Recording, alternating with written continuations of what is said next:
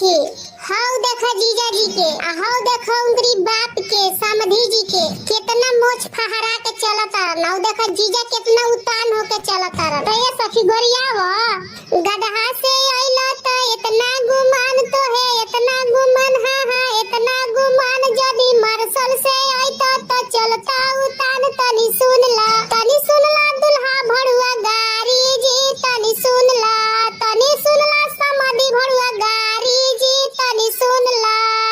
ढिबरी बत्ती ली आइला त इतना गुमान, हाँ हाँ इतना गुमान तो है, इतना गुमान। जदी झालर बत्ती लइता त चलता उतान। तनी सुन ला समधी भड़ुआ गारी जी, तनी सुन ला समधी भड़ुआ गारी जी, तनी सुन ला।